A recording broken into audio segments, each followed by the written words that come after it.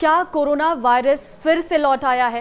क्या फिर से लॉकडाउन लगने वाला है? कितना खतरनाक है कोरोना का यह नया वेरिएंट और क्या है इसके सिम्टम्स?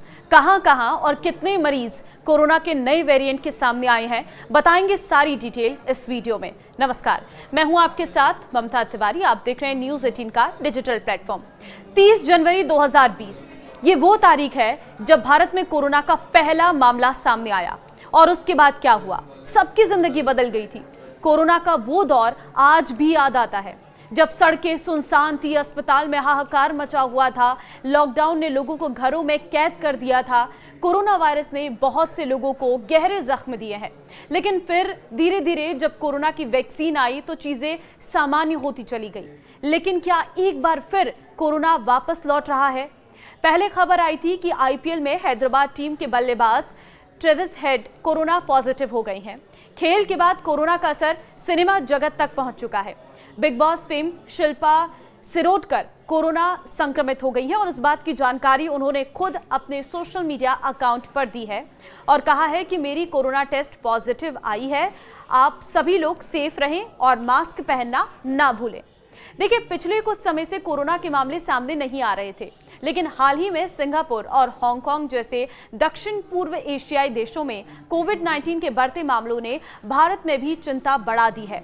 और अगर बात करें मुंबई की, तो वहां पर अब तक 53 मामले सामने आ चुके हैं जब तक हम आपको ये वीडियो की तरह जानकारी दे रहे हैं। हालांकि ये आंकड़े बढ़े हैं, घटे हैं, इस बारे में अभी कोई स्पष्ट जानकारी आपको इस वीडियो में नहीं मिलेगी, लेकिन जो करंट के आंकड़े अभी सामने आए हैं वो आंकड़े हम आपको पेश कर रहे हैं।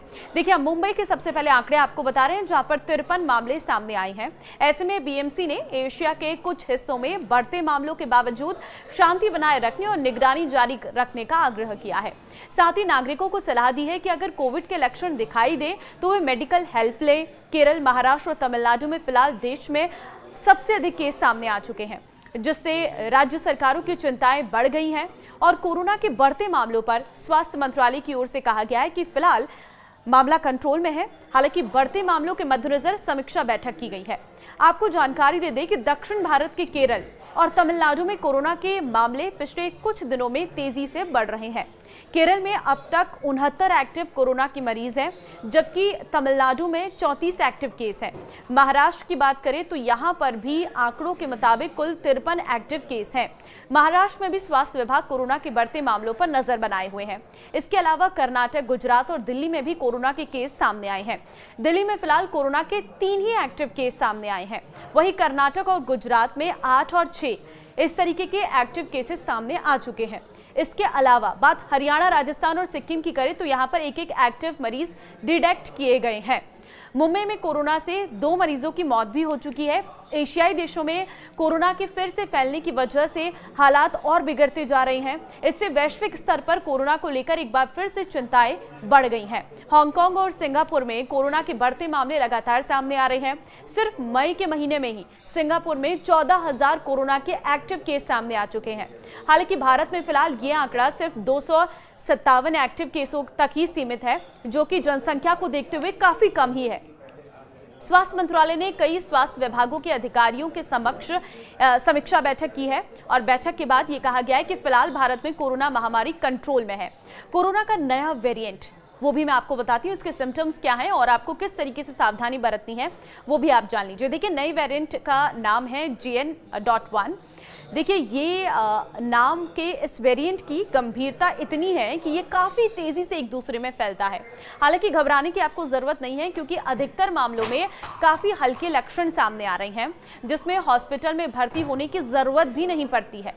वहीं नए वेरिएंट के लक्षणों की बात करें तो साधारण सर्दी जुकाम, गले में खराश, बुखार, खांसी, नाक बहना और थकान है। वहीं कुछ लोगों को सिरदर्द और हल्की सांस की शिकायतें भी हो सकती हैं।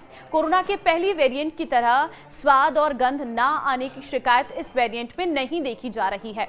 ये नया वेरिएंट उन सभी लोगों को प्रभावित कर सकता है जो कमजोर इम्यूनिटी वाले हैं और जिन्होंने वैक्सीनेशन अभी तक नहीं कराया है।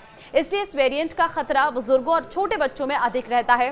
हालांकि अभी तक आए अधिकतर मामले बिना किसी लक्षण के देखने को मिले हैं। देश में अधिकतर लोगों ने कोरोना से बचाव के लिए अपना वैक्सीनेशन पूरा पूरा करा लिया है, लेकिन वैक्सीनेशन कोरोना के इस नए वेरिएंट से कितना बचाव करता है, इसका जवाब ये है कि वैक्सीन लगवा चुके लोगों का संक्रमण का खतरा काफी कम है, लेकिन फिर भी सावधानी जरूर रखनी चाहिए। वैक्सीन लेने से वायरस से संक्रमण में होने आने वाले गंभीर लक्षणों का खतरा टल जाता है। कोरोना से बचाव के उपाय ये हैं कि कोरोना से बचाव के लिए आपको भीड़-भाड़ वाले इलाकों में जाने से बचना है। घर से बाहर निकलते समय हमेशा आपको मास्क का इस्तेमाल करना है। अपने हाथों को बार-बार साबुन या फिर सैनिटाइजर से साफ करना है। किसी भी तरह का लक्षण दिखने पर घर में रहें और डॉक्टर से आपको संपर्क करना है। अपनी इम्यूनिटी को बूस्ट करने के लिए बैलेंस डाइट लें और एक्सरसाइज जरूर करें। कमजोर इम्यूनिटी वालों को थोड़ा संभल कर रहने की जरूरत है। ऐसे लोगों को ये आसानी से अपना निशाना बना लेता है। तो देखिए, कोरोना का नया वेरिएंट आ चुका है। हालांकि आपको घबराने की जरूरत नहीं है, लेकिन हाँ, आपको सावधान रहने की बहुत जरूरत है, क्योंकि अगर आप गलतियां करेंगे तो ये वायरस फैलेगा, और अगर ये वायरस फैलेगा तो ये पुराना रूप भी ले सकता है, यानी कि एक बार फिर से वो सिचुएशन आ सकती है जब हम लॉकडाउन में घर के अंदर बंद हो सकते हैं। तो ऐसे में बहुत ज़रूरी है कि आप अपनों का ख्याल रखें। इस वीडियो को शेयर कर दीजिए ताकि लोगों को भी इस नए वेरिएंट के बारे में पता चल सके और वो थोड़ा सा अवेयर हो सके। नमस्कार।